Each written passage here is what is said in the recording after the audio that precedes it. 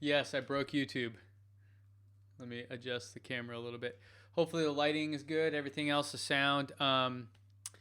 So what I have going on here is my weekly digest of the news from the previous week, as well as my long and my short. So if you don't recall, the long is the thing that I'm betting on, something I'm excited about. The short is something that I am betting against, something I'm not excited about when it comes to Tesla or EVs or whatever in that whole realm of things.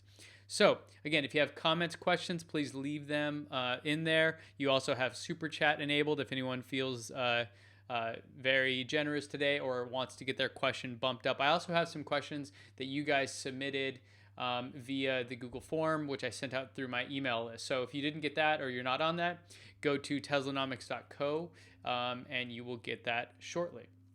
Okay, so first up, I want to talk about EV sales in Q1, and this is my long. So overall, they're up 74% year over year or quarter over quarter. Let me show my screen here, and I'll try to get it sized up properly for you. 1 second.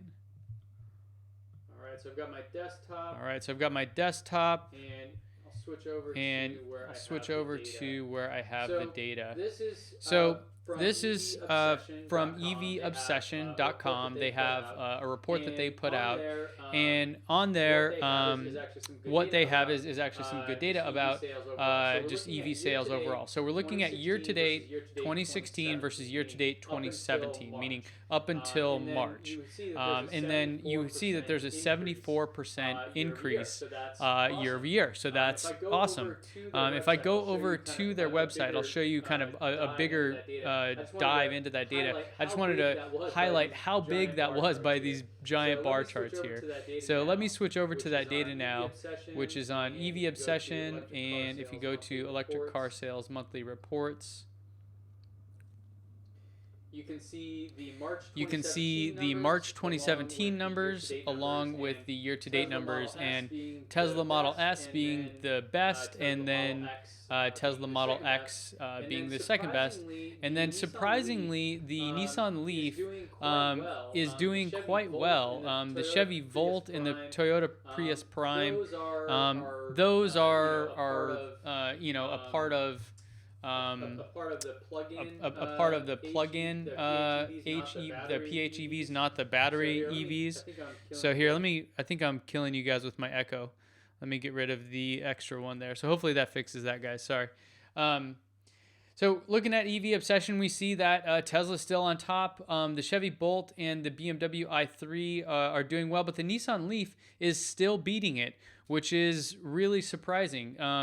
So I'm not sure what's going on there, but hopefully, and the Leaf is kind of on its way out. I know that there is a new version coming out, but this is a really cool site with some really fun data. So the big headline and the thing I'm excited about is that EV sales are up 74% from this time last year. So that's my long for the week. And if you want, you can go dive into some more of that data here, or I'll put a link to it in the description after this video is done. All right. So that's first. Next is my short. So this is the thing I am not excited about. And I'm just going to keep checking in on the chat to make sure it's still sounding good. Looks like there's an echo, but hopefully that's gone now because I don't have any other audio devices listed. Okay, so the short for the week, and let me go back, is the gas tax in California. This passed, and there was actually some articles I remember on Electrek about the oil industry doing their thing, and this was motivated by them. There probably is some influence there, but I don't think it's as big of a deal as people were freaking out about. So here's the summary of it. California state legislature passed a recent increase in gas taxes, as well as vehicle fees. So the bad part about this is that electric vehicles will now in California have a $100 a year fee. But they're also raising the taxes for gasoline prices from 18 to 30 cents. So that's almost double. That's a huge increase on gas taxes. And all other vehicles are going to get a $25 to $175 vehicle fee as well. It's been 23 years since this has been updated, and it's overall going to generate about $5.2 billion of revenue per year for roads specifically and public transit and things like that. So it sucks. This is my short. I think it's wrong to tax the EVs in this space. But I don't think EV owners like myself and many of you probably are really getting the shortest end of the stick here. I think people are going to see gas prices go up pretty high because of this increase, or per gallon quite a bit. And overall, it's going to be aimed at repairing the roads. And if you've driven in California at all in the past couple of years, the roads are in really bad shape. So I'm not opposed to the tax necessarily. I just think that it's a little bit weird to have a blanket $100 for every EV. I think maybe there'd be a smarter way to do that. And really, the bad thing here isn't even about the EVs. It's about that the trucking industry gets this kind of break, and there's a lot of people that are environmental groups that are upset about this, because the idea is that people that live near close to freeways are often the most vulnerable to health issues related to pollution, and the trucking industry kind of gets away here. So this is my short, the California gas tax. I've seen some other articles about other states doing this as well. Again, I think the money will go a long way, but I'm not super stoked on how they're executing it. So there's my short for the week. All right, let me check in. All right, everything looks good still on the channel or the feed, so I'm going to continue on. All right, so the next is the Model 3. This, and let me just pull this up on the site here. I think this is where you guys were getting the echo before, but I hopefully fixed that. So this is about the black Tesla Model 3 release candidate that was spotted in Silicon Valley. Teslarati was the first one to post this, I believe. And it's really awesome to see kind of the release candidates out on the street, as well as some of the stuff that we were able to glean from this. So if you haven't seen this, I highly recommend going to Teslarati and checking out the Black Tesla Model 3 article. This full gallery here, it's kind of shot as somebody else was, like, some of these shots are kind of funny, right? Like through the back window and that kind of a thing. But one of the nice things is just getting to see it in real life. And this is the first ones that broke this. So I recommend going and checking that. So this is just awesome. I'm stoked on this. I have a Model 3 reservation, and I'm looking forward to when those options are being released. I'm really excited to see what's going to happen with like the options and the configurations and what the final price is. So go check that out if you haven't, and I think you'll be excited about it. Okay, next I'm going to go to Hyperloop, and this is a section I guess I'm just kind of calling "This is awesome." I don't know how else to describe it, but let me pull up the site. I don't think I have it up yet. Let me see. Model 3. Okay, here you go. And this one comes to us from Electrek, another great news source. And let me show the desktop. There you go. Okay, so Hyperloop 1 reveals 11 potential routes for the high-speed transportation system in the U.S. Sure, cool. Why I'm excited? San Diego to Los Angeles in 12 minutes. And also no driving in traffic from San Diego to Los Angeles. So you can see right here, it's 121 miles, and they estimate it'll take 12 minutes. That is awesome. I think a lot of people, this would actually probably help the economies between these two places quite a bit, because I think there'd be a lot of people, there probably are a lot of people that commute back and forth, which is insane. But it also would help people travel more and visit and all that. A lot of people, if you aren't familiar, a lot of people travel from LA to San Diego on the weekends because it's more beachy, it's more relaxed, different vibe. And a lot of people from San Diego go up to LA to see some kind of event or some kind of major thing.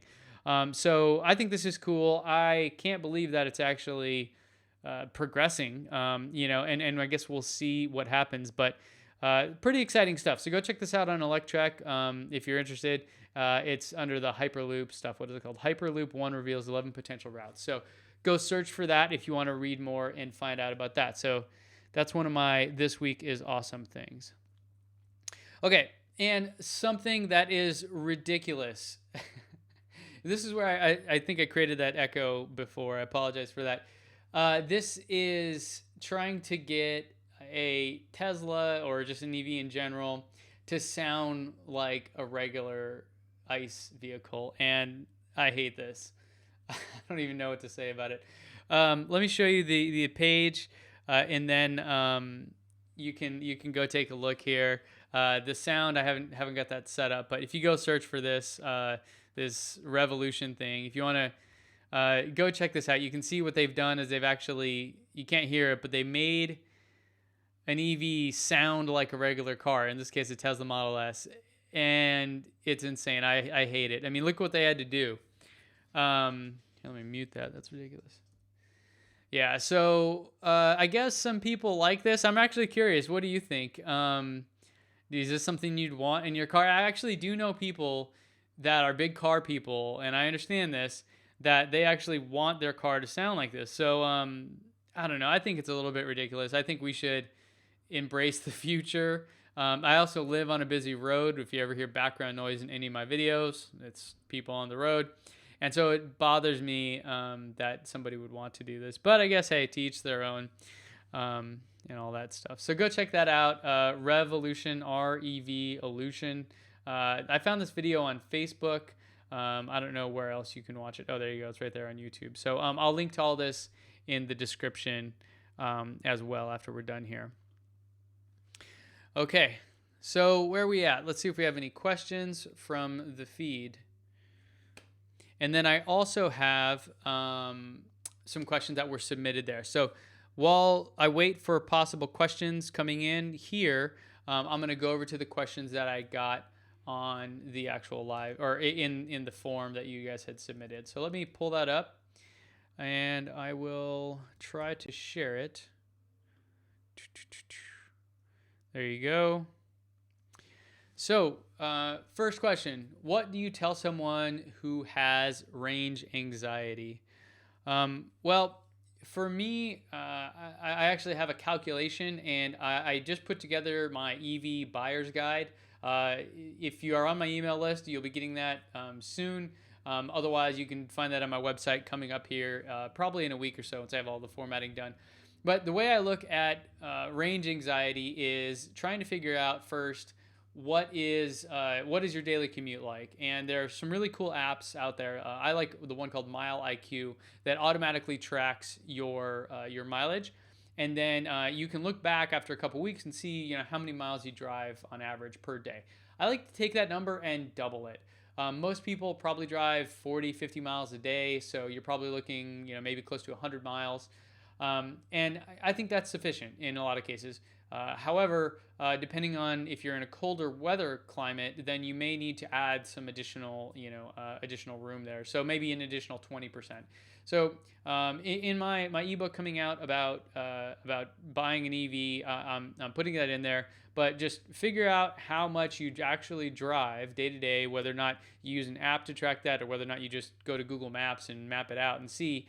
Give yourself, in my opinion, you should give yourself close to double, if not more than that, because you never know when you're going to have an extra errand you have to run, or you have to, jet out to some other thing and you forgot you weren't able to charge. Life happens, right?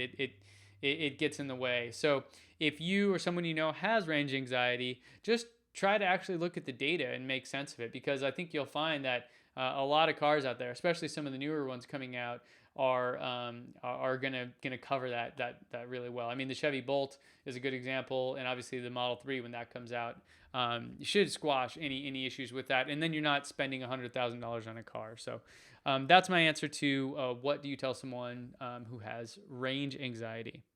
Okay, question 2. Should I buy a new or used Tesla? This is a good question, and I want to do a video on this because I've covered it a little bit, but not in great depth. And here's my thinking on it. So if you have the money, a new Tesla is phenomenal. Um, the used ones aren't going to have all the bells and whistles that a new one does. Even mine, I have a 2013, so the ears or the mirrors don't fold in. I don't have the front parking sensor. The charge port doesn't automatically close.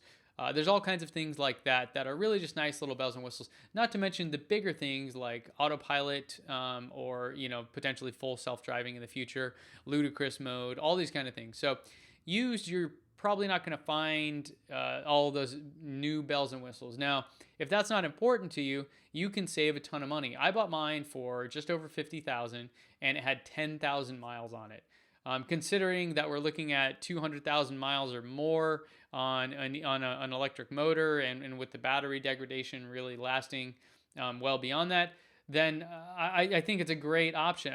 You can save a ton of money and still have a phenomenal vehicle. You just won't have all the little bells and whistles. Now, if you can afford it, a new one is going to get you that. Or if those things are super important to you, yeah, obviously a new one is going to be great. But again, you're gonna have to pony up all the money for it. We do have a referral program. If you or anyone you know is in the market for a new Model S or X, you can go to teslanomics.co/TD, and it'll redirect you, and you'll help support the channel. More importantly, you'll get $1,000 off. So please share that with anyone you know, because it does help us, even though there's no direct financial contribution and all that, and you're saving money. So I'll be talking more about that later as I go into deciding on an EV and what to buy. But yeah, I mean, if you can buy new, awesome. If you don't need all those bells and whistles, used is going to save you a ton of money, and you're still going to get a phenomenal car. Okay, next question. Let's go for it. What is the cost of using a supercharger? Well, it's free if you bought yours before January 15th of 2017, your Model S or Model X. And then after that, you get, anyone that's purchased after that, you get 400 kilowatt hours per year, which is quite a bit. And probably unless you're going on a lot of road trips, you might not exceed that. But beyond that, there are per state in the United States, per province in Canada, and then throughout Europe and Asia, they're all different rates. But I did a video on this, and I'll put a link to it in the description. And it's a little app. It's a tool that you can actually use to click through, find your route, and plan how much it might cost you. Typically, it's really low. I mean, maybe 15 cents per kilowatt hour, something like that. But also, in some places it's by time because of the way that the utilities regulate things. There's some weird laws there. So, but anyways, I'll put a link to a map or a little tool I built that will actually help you figure that out. Now, that's only, again, if you're using a supercharger for travel. If you're just buying an EV and you have it at your house, you're probably not going to use a supercharger too much. Some areas I've found, in fact, I was just up in San Juan Capistrano at one of the busiest chargers, but with the best Mexican food nearby. And I was talking to some people, and they were saying, yeah, it's crazy that here, being Orange County, LA area, there's all these chargers kind of in town that people use because they live nearby. Yeah, most places, the superchargers are well outside of town. In San Diego, where I lived, it's pretty far away. So it's really not practical for you to use on a regular basis. So, when the question comes up about what is the cost of a supercharger, a lot of times it's going to be zero, either because you have a car that includes it, or or you're really not using anything beyond those 400 kilowatt hours per year. So, but if you are, I'll put a link to the description, or in the description, to that app that I built that you can use to figure that out. Okay, and I think that's all from the pre-planned questions. Let's go over to the chat now and see what we have. Okay, we don't have anything on Super Chat. Let me go up.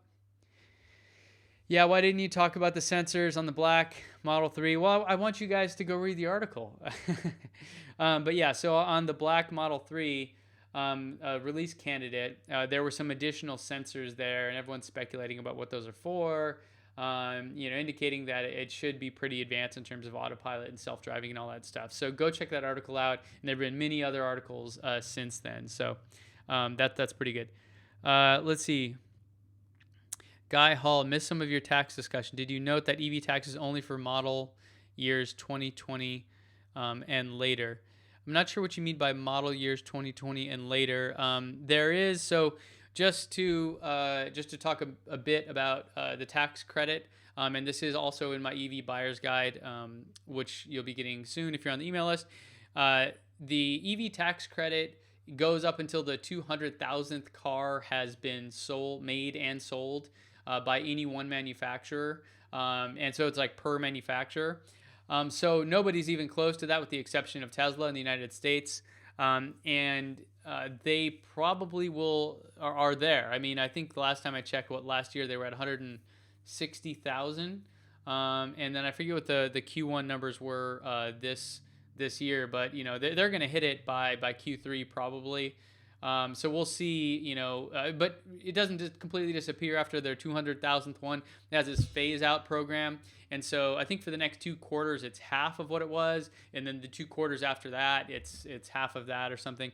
I'll put a link to the actual IRS thing. And I forget who was a Green Car Reports or somebody made a cool little graphic that explains it. But I'm actually curious because this past weekend I was up in San Clemente at a birthday party, and talking to some friends, some family members actually that have Model 3 reservations. And as soon as I kind of mentioned this, that like you depending on when you ordered it, you may not get that full $7,500 federal rebate. A lot of them said, "Well, I'm not going to do it then." They said, "Forget it." Now that is insane. That to me is risky for Tesla, and I hope that doesn't spread too far from all the reservation holders. So anyways, that's what's going on with the taxes as far as I know. Also, different state ones have it, and here's the funny thing, right? So in California, there's that $100 fee per year, but you get $2,500 off a new EV purchase. So essentially, you're good for about 25 years. You don't know if you'll keep your car that long, but if you do, awesome. And then you'll actually have to do that. And who knows? Maybe the tax will be different by then. All right. Let's see. Hey Ben, do you know if the Model 3 will have folding side mirrors? I do not. I don't think the prototypes had it, but no, I don't know. I'm gonna guess no. Just because Elon came out recently and was talking about how they're simpler and all that, and the folding mirrors obviously will require more parts and be add to the cost. So I don't know. I'm guessing not, but I don't know for sure. From Nola God, do you think most of the Q1 sales are due to the free supercharger phase out, or did people finally see the light? It's good speculation. I don't know. I mean, that's a very short window, but that could be. Also maybe the phase out of the tax credit and all that. So that might be good. Well, I wonder if now Tesla doesn't release like daily sales numbers. I'm sure they know this, but publicly, I think they only release them quarterly or something. So it would be interesting to see how many purchases were made prior to that date and if there was a giant spike or not. So yeah, we'll see. Good question though. Jamal Wedderburn, how long do tires last and how often must you rotate? That's a good question. And so for a Tesla, I know that the tires were like specifically designed to handle differently because of the way an electric motor works. I've had mine for a year, haven't done anything, no issues there. So I don't want to speculate and say that they're better than a regular ICE car, but I can't imagine them being worse just because of the way that the engine works. It's like always constantly gripping. You never really can spin out in an EV because of how the traction control works. So I don't know, but that's a good question. I haven't had any issues in the past year that I've had mine. All right. Uniere Sende, not sure if I'm saying that right. How is Tesla maintenance cost, predictive and corrective? Is it more expensive than regular cars? It is far cheaper, but let me say, what is a regular car? I have done a couple videos on this, and in my one recently, what is the yearly cost of a Tesla, I shared I've paid $0 in maintenance, and I've had 2 issues. I had a windshield wiper arm break, and I had the 12-volt battery, the one that powers the electronics inside, replaced. They came to my house and did this within just a couple days. and it's all been totally free because it was within the 4-year warranty. But if you want, I do have a video out there. If you look up for the maintenance costs on under the section of owning a Tesla, and it breaks down, it compares suggested maintenance costs compared, a Tesla compared to like a high-end Mercedes, high-end BMW, and all that. So compared to those cars, it's a lot cheaper compared to say maybe a Honda or Toyota. I guess it depends. There's no oil changes. There is an annual service, but even the service guy said you can skip it. So you're looking at maybe I don't know, maybe $500-600 every 2 years, maybe $200-300 a year. So if you throw in oil changes and all that stuff for a regular car, you're going to be, and also brakes last a lot longer because it has a regenerative braking, kind of like downshifting in a stick shift. So there's that. But overall it's a lot cheaper. So. Let's see. A Naked Truth asks, do you think Tesla should create planes? I don't know. There are EV planes out there, or EAs. I don't know what you'd call them, EPs. A friend of mine actually is an investor in one. But it is cool. I like the idea of electric travel. I'm just worried about battery technology and scaling. I don't think I think those new solid state batteries that I saw were looked pretty good, but right now I'm not sure if the battery technology could handle it as well as for the longer flights and all that. Okay, let's see, what other questions do we have? Yeah, okay. Virendra Patel's. What do you think of this new data allegedly showing Tesla's autonomous driving capabilities are low compared to other companies? Yeah, I mean, that's interesting. I guess that's good news because that means that there's huge room for improvement and other people are doing tremendous. I haven't really looked into it, but I probably will because that is a big feature that I know a lot of people want. I want that. In general, I think that this is all good. The more companies involved drives competition up. A lot of the stuff I see out there for other people that are doing this, though, they're not car manufacturers. Like Google is a good example. So I don't know. I don't know how it'll actually land. I hope that we all get together and have some sort of open source collaborative that allows us all to make self-driving cars. And we don't kind of lock it away and say, oh, my self-driving is better than yours. Because really what we're talking about is public safety. Yeah, it's a cool feature that people that can afford it will spend the money on. But I also think that it is a public safety issue. So at some point in time, it may be worth looking at legislation to say, look, you can no longer keep this technology, right? This technology has to be made available to everybody. So I don't know. Not worried about if Tesla is in the running or not. In terms of number of cars on the road and the data they're collecting, I think that they're maybe even if they are behind the curve now, they're gonna have more data to work and train their models on to improve faster than everyone else. So okay, yeah, Guy, sorry, yeah, it's the CA registration. It's only for model years 2020 and later. I didn't know that. So thanks for letting me know. Yeah, when I was reading the article, it made it sound like this was going to be happening, and I was just kind of begrudgingly waiting for the thing in the mail from the DMV. Jamal Wedderburn, do you have 19 or 21-inch wheels? I believe I have 19. Let me go look. I'm not big on a lot of the flashy stuff. I'm more into the tech side of it. But I can go look for you. If I can go sign in. Oh, I need to give a shout out to someone did use our referral code. They got $1,000 off. This is the second person this year, which is well below the goal of 20. But the more, the merrier. So let me see if I can find that person for you.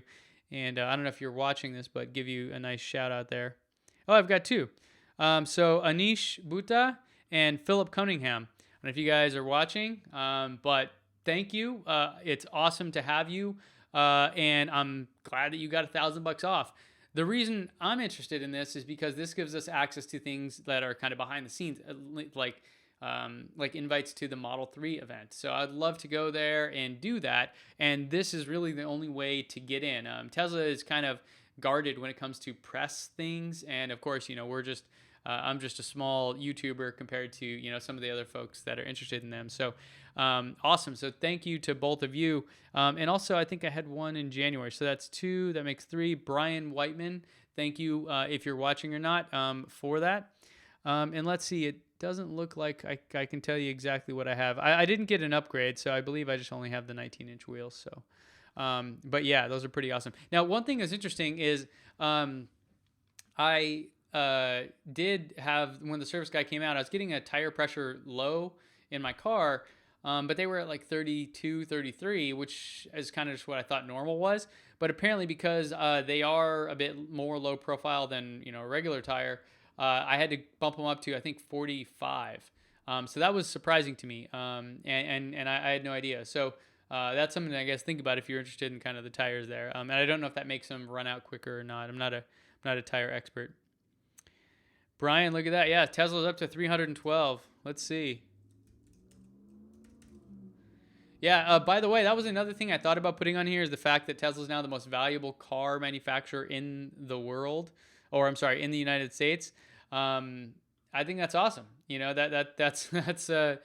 That's awesome to see them growing, and in terms of the market, it means people are really betting on them, which is good. Less people are shorting them. So cancel that now. 294. Yep, that's the market for you.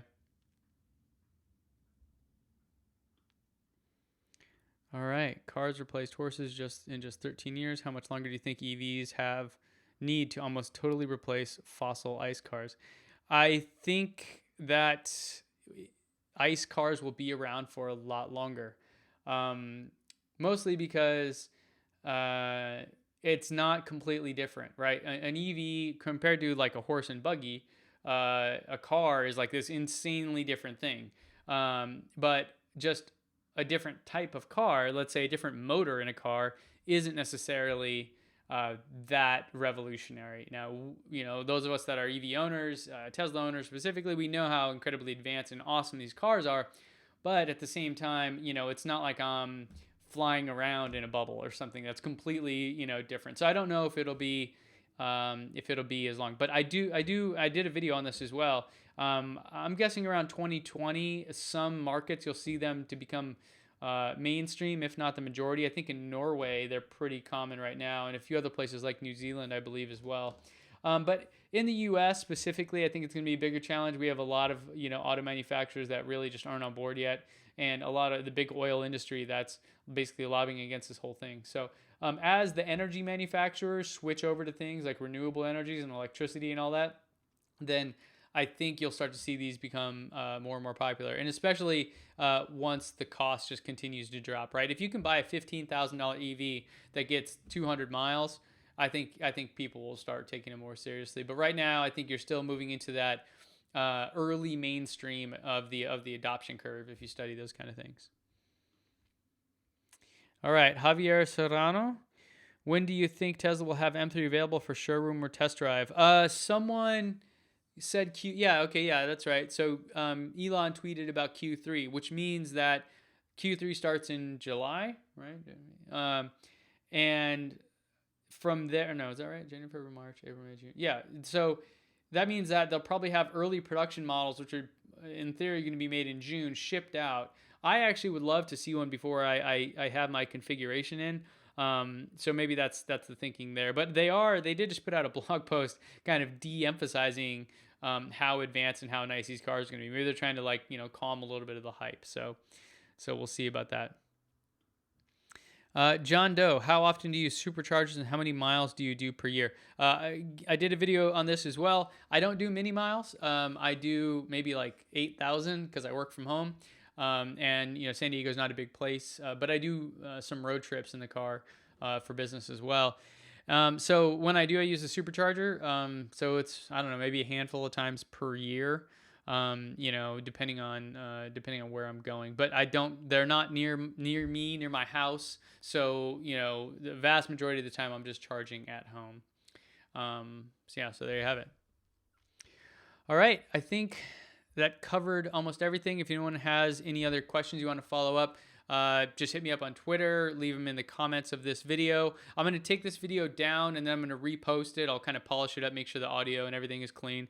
And then you go there. And then Thursday, we will have a video coming out about battery degradation. So the idea is to try to figure out how long a battery might last and when you might want to replace it, which is a big topic of debate. And I found some really awesome data online from actual users. So I'm going to dig into that on Thursday. So if, I'll see you back here then, or you can get on the email list and you'll get that delivered direct to your inbox. So I appreciate you all for joining me here, and I will see you guys here next week around the same time, 12:30. We'll see what time works best for everyone. And I hope you enjoyed your lunch, and I'll chat with you soon. Cheers.